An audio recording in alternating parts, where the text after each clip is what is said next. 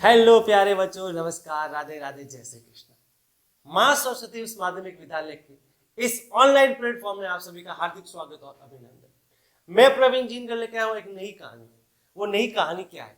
देखिए प्यारे बच्चों, आपके एग्जाम जो है वो अभी खत्म हो चुके हैं। उस एग्जाम के खत्म होने के बाद जो आपकी छुट्टियां आ रही है, उन छुट्टियों का यूज करने के लिए हम लोग नया कंपटीशन एग्जाम का दौर लेके आए, एक नई चीज लेके आए। और ये क्या चीज है, इसके बारे में हम बात करेंगे डिटेल में। देखिए प्यारे बच्चों, जिंदगी की किताब में हर चैप्टर नया होता है और इंपॉर्टेंट होता है जी।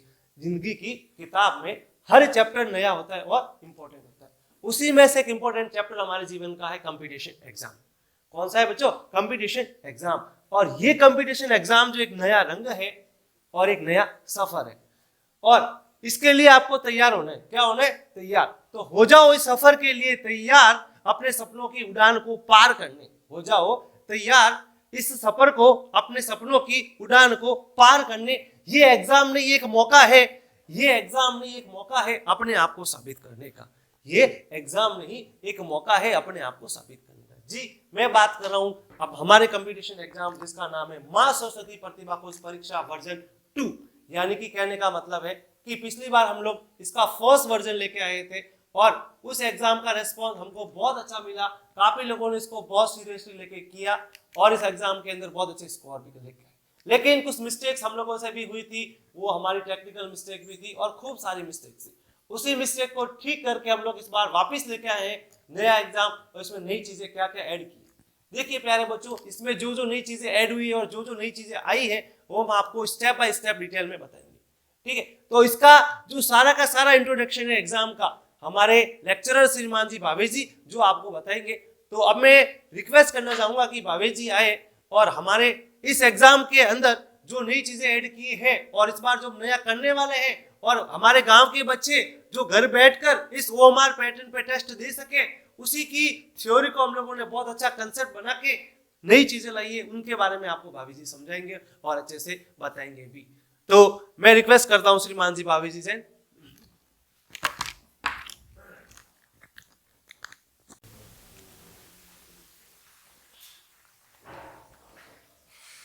चलिए, हम सबको पता है कि मां सरस्वती सीनियर सेकेंडरी विद्यालय पूर्व में भी एक एग्जाम सरस्वती प्रतिभा खोज परीक्षा पहले भी करवा चुका है। लेकिन इस बार एक नई उम्मीद के साथ, एक नए वर्जन के साथ हम फिर से अपडेट हैं। इस बार मां सरस्वती प्रतिभा खोज सीजन 2 लेकर आए। ये सीजन जो है, हम सबको पता है कि पहला सीजन से तुलना में सेकंड सीजन ऑलवेज बेटर होता है, और इसी उम्मीद के साथ हमने इसमें कुछ नए चेंजेस भी किए हैं। क्या चेंजेस किए, क्या नहीं किए, उन सब की हम बात करेंगे। लेकिन उससे पूर्व मैं थोड़ा सा एग्जाम के बारे में बताना चाहता हूं। एक छोटी सी स्टोरी सुनाता हूं। ये स्टोरी जो है, ये कोई सुनी सुनाई स्टोरी नहीं है, ये स्टोरी है हकीकत। ये हकीकत है श्रीलंका के एक पूर्व क्रिकेटर की। उस क्रिकेटर की मैं बात करूं तो उसने जब खेलना स्टार्टअप किया था, तो जब इंटरनेशनल क्रिकेट खेलने गया तो पहले मैच में केवल 0 पर आउट हुआ था, 0 रन पे। दूसरी इनिंग में भी उसने खेला, लेकिन फिर से 0 पे आउट हो गया। दूसरा मैच फिर से उसे मौका दिया गया, लेकिन फिर से वो 0 पे ही आउट हुआ। 2 मैच में कंटिन्यू 0 बनाने के बाद श्रीलंका क्रिकेट बोर्ड ने उसे 17 महीनों के लिए अपनी टीम से दूर कर दिया। 17 महीनों के बाद फिर से उसे टीम में मौका मिला तो फिर से उसके साथ वैसा ही हुआ। पहली इनिंग पे 0 पे और दूसरी इनिंग पे केवल और केवल 1 रन बना पाया। लेकिन वो व्यक्ति उस समय भी वहां पे नहीं रुका था। उसने एक नई उम्मीद के साथ फिर से अपना स्टार्टअप किया, अपनी शुरुआत की। और इस बार शुरुआत की तो फिर से वही परिणाम में कोई बदलाव नहीं, रिजल्ट में कोई बदलाव नहीं देखने को मिला। फिर से वही 0 उसका पीछा छोड़ने को लिए तैयार नहीं था। लेकिन 7 साल के बहुत बड़े संघर्ष के बाद फिर भी उसने हार नहीं मानी। हार नहीं मानने के बाद फिर से 7 साल बाद उसका इंटरनेशनल क्रिकेट में फिर से वापसी हुई, और वापसी इस बार इतनी धुआंधार थी कि आते ही शतक की लाइन लगवा दी थी उसने। उसके बाद वो प्लेयर श्रीलंका टीम का कैप्टन भी बना और बहुत सालों तक श्रीलंका टीम को चलाया भी सही। तो मैं कहना यही चाहता हूं, उस क्रिकेटर का नाम था अट्टापट्टू। मैं कहना यही चाहता हूं कि अपन कहीं पर भी जाते हैं तो हो सकता है कोई पत्थर पड़ा हो तो एक बार अपन ठोकर खा के गिर जाए, लेकिन दूसरी बार उसी पत्थर से ठोकर खा के गिर जाते हैं तो ये मिस्टेक नहीं होती, ये बहुत बड़ी मिस्टेक होती है। तो हमें जो गलतियां हम करते हैं उससे सीखना सबसे इंपॉर्टेंट होता है और ये एग्जाम आपको यही सिखाएगा। ये एग्जाम चाहता है कि जो मिस्टेक तुम कॉम्पिटिटिव एग्जाम में करो, जो गलतियां तुम कॉम्पिटिटिव एग्जाम में करने वाले हो, उन गलतियों को तुम इस एग्जाम के अंदर कर दो, ताकि कॉम्पिटिटिव एग्जाम के अंदर तुमसे कोई मिस्टेक हो ही नहीं।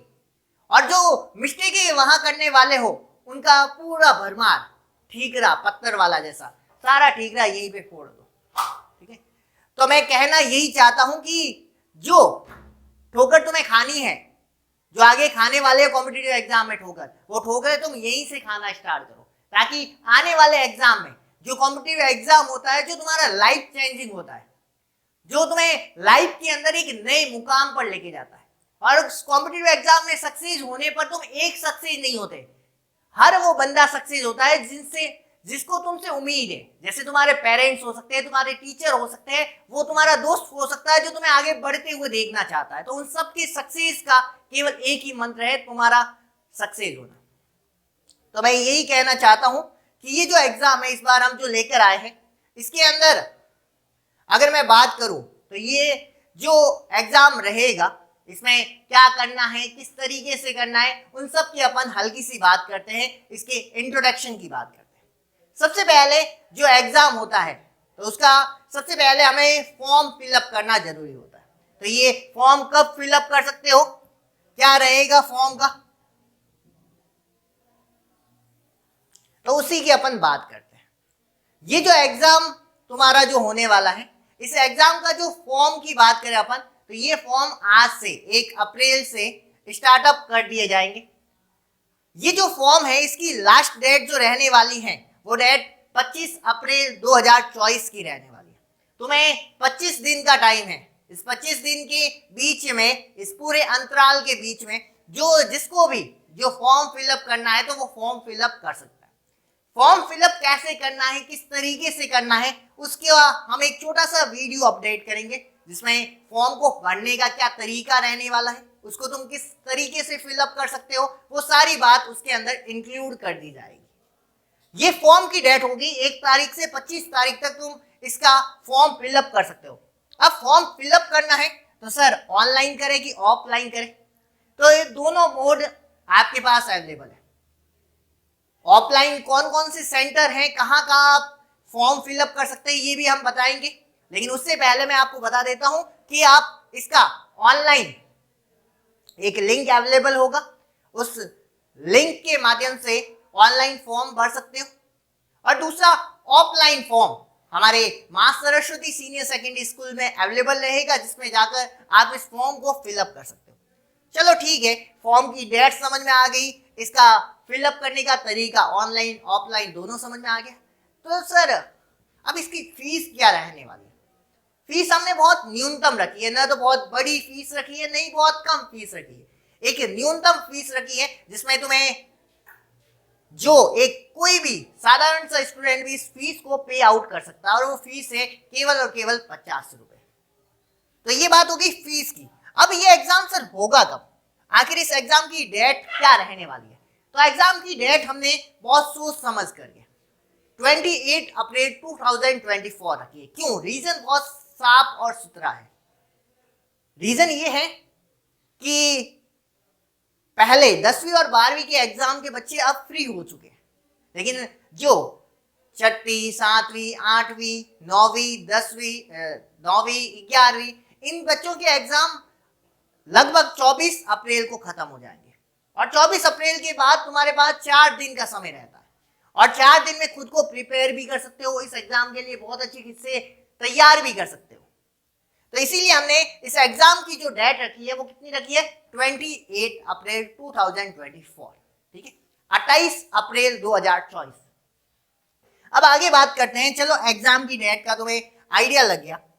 अब हमने क्या किया है, इस एग्जाम के पैटर्न की बात करते हैं कि ये एग्जाम होगा किस पे, लिखित होगा यानी सब्जेक्टिव, जैसे तुम्हारे बोर्ड के एग्जाम होते हैं, लिखने वाले एग्जाम होते हैं, उसकी तरीके से होगा, या जो ओमार अबसद वाले क्वेश्चन आते हैं जिसे ऑब्जेक्टिव क्वेश्चन कहा जाता है उसकी तरीके से होगा। तो मैं बता दूं कि ये जो एग्जाम का पैटर्न की मैं बात करूं तो ये एग्जाम जो होगा ओमार बेस्ड एग्जाम होगा।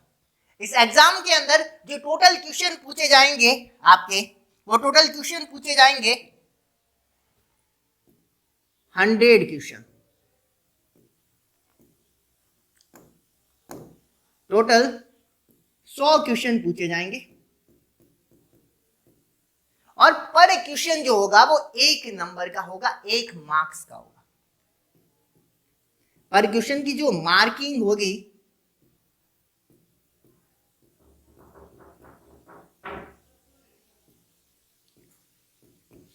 वो कितनी होगी, 1 मार्क। तो इसका मतलब जो एग्जाम आपका होने वाला है वो कुल मिलाकर के 100 नंबर का या 100 मार्क्स का होने वाला है। तो अब छठी सातवीं में कौन कौन से सब्जेक्ट आएंगे, 9वीं 10वीं में कौन से सब्जेक्ट आएंगे, 11वीं 12वीं में कौन से सब्जेक्ट आएंगे, उन्हीं की अपन बात करते हैं। चलिए देखिएगा, हमने इस पूरे एग्जाम को ग्रुप वाइज डिवाइड किया है, और ये ग्रुप्स बहुत सिंपल से बनाए, हमने 3 ग्रुप्स में डिवाइड किया है। 3 ग्रुप्स में जो पहला ग्रुप है ग्रुप ए, दूसरा है ग्रुप बी, और तीसरा है तुम्हारा ग्रुप सी। अगर मैं बात करूं ग्रुप ए की, तो ग्रुप ए में क्लास 6 से लेकर के क्लास 8 के स्टूडेंट और इससे नीचे वाले स्टूडेंट भी अप्लाई कर सकते हैं। तो क्लास 6 से लेकर के क्लास 8 तक के सारे स्टूडेंट इस ग्रुप ए के अंतर्गत आएंगे। ग्रुप बी की मैं बात करूं, ग्रुप बी के अंदर 9th और 10th के स्टूडेंट अप्लाई कर सकते हैं। ग्रुप सी की बात मैं करूं तो ग्रुप सी में 11th 12th के स्टूडेंट अप्लाई कर सकते हैं। 11th 12th सर कहोगे सर आर्ट्स के, साइंस के या किस सब्जेक्ट के, तो मैं कहूंगा दोनों सब्जेक्ट के स्टूडेंट इसके अंदर अप्लाई कर सकते हैं। साइंस के स्टूडेंट भी इसमें पार्टिसिपेट कर सकते हैं और आर्ट्स के स्टूडेंट भी इसमें पार्टिसिपेट कर सकते हैं। जो फर्स्ट सेकंड थर्ड का प्राइजेस रहेगा वो इन तीनों ग्रुप वाइज रहेगा, कंबाइंड का नहीं रहेगा। जो ग्रुप ए से फर्स्ट सेकंड थर्ड आएगा उनको भी इनाम मिलेगा, जो सेकंड से आएगा उनको भी इनाम मिलेगा, और जो थर्ड से आएगा उसको भी इनाम मिलेगा।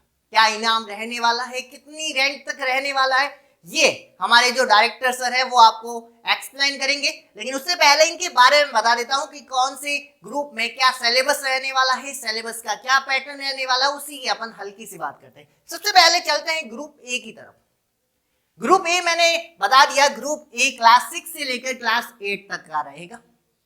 इस ग्रुप ए में टोटल हमने 5 सब्जेक्ट को इंक्लूड किया है। पहला सब्जेक्ट जो रहेगा आपका सबसे इंटरनेशनल लैंग्वेज का रहेगा जिसका नाम है इंग्लिश। दूसरा सब्जेक्ट अपने यहां की इंडियन लैंग्वेज का रहेगा हिंदी। तीसरा जो रहेगा जो हर किसी के, आज बिजनेसमैन की बात करें तो हिसाब किताब में जो चीज काम आती है, मैथ्स का रहेगा। चौथा सब्जेक्ट जो रहेगा, थोड़ी सी अपन टेक्निकल बात भी कर लेते हैं तो साइंस का रहेगा। और पांचवा सब्जेक्ट रहेगा वो तुम्हारा सोशल साइंस का रहेगा। तो ओवरऑल 5 सब्जेक्ट हमने इसके अंदर इंट्रोड्यूस किए हैं ग्रुप ए के लिए। ग्रुप ए में 5 सब्जेक्ट में पहला सब्जेक्ट इंग्लिश, दूसरा हिंदी, तीसरा मैथमेटिक्स, चौथा साइंस और पांचवा सोशल साइंस है। प्रत्येक सब्जेक्ट के जो क्वेश्चन पूछे जाएंगे 20 क्वेश्चन पूछे जाएंगे। 20 इसकी, 20 इसके, 20 मैथमेटिक्स के, 20 साइंस के और 20 सोशल साइंस के।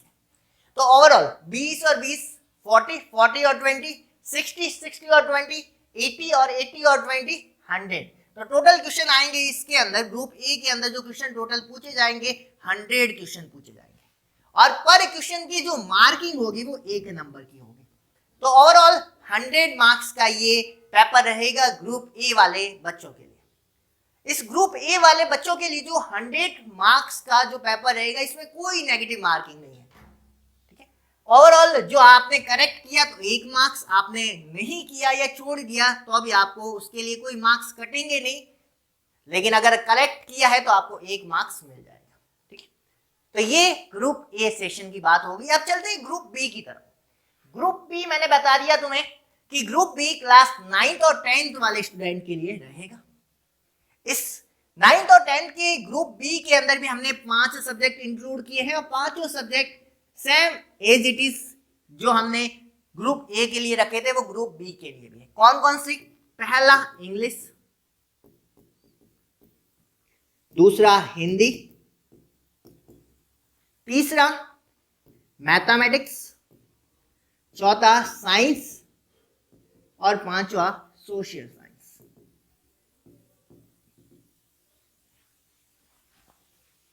पांचों सब्जेक्ट है और पर सब्जेक्ट की जो क्वेश्चन पूछे जाएंगे 20 क्वेश्चन इसकी, 20 इसकी, 20 इसके, 20 इसके और 20 इसके। तो ओवरऑल जो क्वेश्चन होते हैं वो कितने होते हैं? 100 क्वेश्चन होते हैं। पर क्वेश्चन की जो मार्क्स हैं same as it is group A के जैसा है। पर क्वेश्चन की मार्क्स 1 नंबर का होगा, इसमें भी किसी भी प्रकार की कोई नेगेटिव मार्किंग नहीं है। तुम सारे क्वेश्चन अटेंड कर सकते हो और सही हुए तो तुम्हें 1 मार्क्स मिलेगा, लेकिन कोई भी नेगेटिव मार्किंग इसके अंदर भी रखी गई नहीं है। अब चलते हैं ग्रुप सी की तरफ। ग्रुप सी मैंने पहले भी बता दिया तुम्हें कि 11th और 12th साइंस और आर्ट्स दोनों को हमने साथ में इंक्लूड किया है। अब सर साइंस वालों के कौन से सब्जेक्ट आएंगे, आर्ट्स वालों के कौन से आएंगे? अगर मैं बात करूं साइंस वालों के लिए तो उनके लिए पहला वही इंग्लिश सब्जेक्ट, दूसरा होगा हिंदी, तीसरा होगा बायोलॉजी, चौथा होगा केमिस्ट्री, पांचवा होगा फिजिक्स। पर सब्जेक्ट के जो क्वेश्चन आएंगे वो same as it is 20 question आएंगे और ओवरऑल कितने क्वेश्चन हो जाएंगे? 100 क्वेश्चन। और पर क्वेश्चन का मार्क्स रहने वाला 1 है सेम, और इसमें भी किसी भी प्रकार की नेगेटिव मार्किंग नहीं रखी गई है। अगर आपका क्वेश्चन सही है तो 1 मार्क्स मिलेगा और गलत है तो कोई भी मार्क्स कटने वाला नहीं है। अब बात करते हैं आर्ट्स। आर्ट्स में भी हमने 5 सब्जेक्ट को इंक्लूड किया है। पहला इंग्लिश, दूसरा हिंदी, तीसरा जियोग्राफी, चौथा हिस्ट्री, पांचवा पॉलिटिकल साइंस। तो यहां पर भी 5 सब्जेक्ट होते हैं और पर सब्जेक्ट की जो क्वेश्चन रहने वाले हैं वो 20 क्वेश्चन रहने वाले हैं। तो ओवरऑल यहां पर भी कितने क्वेश्चन होने वाले हैं? 100 क्वेश्चन होने वाले हैं। पर क्वेश्चन की जो मार्किंग रहने वाली है वो कितने मार्क्स रहेगी? 1 मार्क्स रहेगी। तो ये जो था ग्रुप ए, ग्रुप बी और ग्रुप सी की बात हो गई अपने। तो ये इस तरीके से पूरा का पूरे एग्जाम को हमने 3 पार्ट्स में डिवाइड किया, एक ग्रुप वाइज डिवाइडेशन किया। अब बात करते हैं कि एग्जाम आखिरकार होगा कितने घंटे का, क्योंकि 100 क्वेश्चन है। तो ओवरऑल जो एग्जाम का हमने टाइम ड्यूरेशन रखा है वो 2 घंटे का रखा है। 2 घंटे सफिशिएंट होते हैं। 2 घंटे मतलब 120 मिनट, और 120 मिनट में 100 क्वेश्चन करना इजी है, क्योंकि हमने इस हिसाब से टाइम जो रखा है वो इस अकॉर्डिंग रखा है कि आप कम से कम पर क्वेश्चन को 1 मिनट देते हो तो 100 मिनट में 100 क्वेश्चन कंप्लीट हो जाएंगे। और 20 मिनट हम मानते हैं तुम्हारी फॉर्मेलिटी करने के, ओमार भरने के, कोई टीचर आएगा साइन करवाएगा तो उसमें 20 मिनट तुम्हारे खराब होंगे। तो वो 20 मिनट हमने हटा दिया और पर क्वेश्चन आपको 1 मिनट में करने की कोशिश करनी है, और इसी अकॉर्डिंग इसका टाइम ड्यूरेशन भी रखा गया है। अब चलिए, ये तो बात हो गई अपनी एग्जाम के पैटर्न की, किस तरीके से रहेगा, फॉर्म का फिलअप कर सकते हो, फीस क्या रहेगी और ग्रुप कितने हैं, कितने मार्क्स का होगा। अब से सिलेबस क्या रहेगा? सिलेबस ग्रुप वाइज आपको एक अगली वीडियो में जितने भी टीचर्स हैं जो हिंदी का पेपर बना रहे हैं, जो सामाजिक का पेपर बनाएंगे, जो साइंस का पेपर बनाएंगे, जो इंग्लिश का पेपर बनाएंगे, जो तुम्हारे मैथ का पेपर बनाएंगे, उन सभी टीचर के द्वारा अपना अपना सिलेबस आपके साथ एक्सप्लेन कर दिया जाएगा, वही टॉपिक तुम्हें पढ़ने हैं। और इसके अलावा सर यूट्यूब पे डालेंगे ही सही, लेकिन अगर किसी को पीडीएफ चाहिए तो वो भी आपको अवेलेबल करवा दी जाएगी, ठीक है। उसके लिए आपको किस ग्रुप के अंदर मैसेज करना, वो सारी बातें आपको बता दी जाएगी। तो यही था अपना इस एग्जाम का पूरा पैटर्न, किस तरीके से चलने वाला है, क्या रहने वाला है, वो सारी बातें अपनी हुई। तो ये जो एग्जाम है, वास्तविकता में बात करूं इस एग्जाम के लिए, थोड़ी सी बात करते हैं अपन और अपने इस सेशन को आज यहीं पे कंप्लीट करेंगे। जैसे कि इससे मेरे को एक लाइन याद आई है, लाइन बहुत अच्छी सी है कि अक्षरों से मिलकर के शब्द बनते हैं। जैसे करे बात अपन, जैसे ये एक वर्ड है तो इससे मिलकर के पूरा का पूरा, जैसे अपन हिंदी का ये लेटर लिखते हैं, कोई भी लिख सकते हो तुम, जैसे सरस्वती, तो इसमें श वर्ड शब्द या अक्षर, ये अक्षर हो गया और इस अक्षर से मिलकर के ये पूरा का पूरा शब्द बना है। और किस्सों से मिलकर के जिंदगी बनती है। किससे? जो किस्से तुम यहाँ पे रचने वाले हो, इस एग्जाम के अंदर रचने वाले हो, और आगे अपनी लाइफ में कितने भी रचे होंगे, उन सब से मिलकर के तुम्हारी पूरी की पूरी लाइफ या जिंदगी बनने वाली है। तो मैं चाहता हूं कि जो किस्से तुम अपनी लाइफ में डे बाय डे हर समय जीते हो, उन किस्सों को, तो उन किस्सों के तुम एक पॉजिटिव पॉइंट ऑफ व्यू से देखो। तो मैं चाहता हूं कि ये जो एग्जाम है तुम भी भरो, तुम्हारे अगर कोई बुजुर्ग या कोई युवा देख रहा है तो अपने छोटे भाई बहनों को भी प्रेरित करो, या अपने बच्चे हैं तो उनको प्रेरित करो कि ये एग्जाम कम से कम ज्यादा से ज्यादा बच्चे करें, ताकि उनको कुछ सीखने से और कुछ सीख के यहाँ से जाए और एक पॉजिटिव थॉट लेकर के एक पॉजिटिव मैसेज यहाँ से आपको मिले। तो इसी उम्मीद के साथ मैं आज के सेशन को यहीं पे कंप्लीट करता हूँ, और किसी भी तरीके की आपको दिक्कत होती है तो आप मैसेज कर सकते हो, जो भी ग्रुप हम आपको बता देंगे किस ग्रुप में करने, किस तरीके से करने। तो अगले वीडियो में हम मिलेंगे एक नए सेशन के साथ, जिसमें आपको बताया जाएगा कि जो फॉर्म कैसे फिलअप करना है, फॉर्म में जो ऑनलाइन फिलअप करना है उसके किस तरीके से आप फिलअप कर सकते हो, इसके ऑफलाइन सेंटर कौन से रहने वाले हैं जहां से आप ऑफलाइन फॉर्म भर सकते हो। इन सारी सूचनाओं को अगले वीडियो में आप तक पहुंचा दिया जाएगा। तो धन्यवाद, आज के सेशन को अपन यहीं पे कंप्लीट करते हैं। आगे?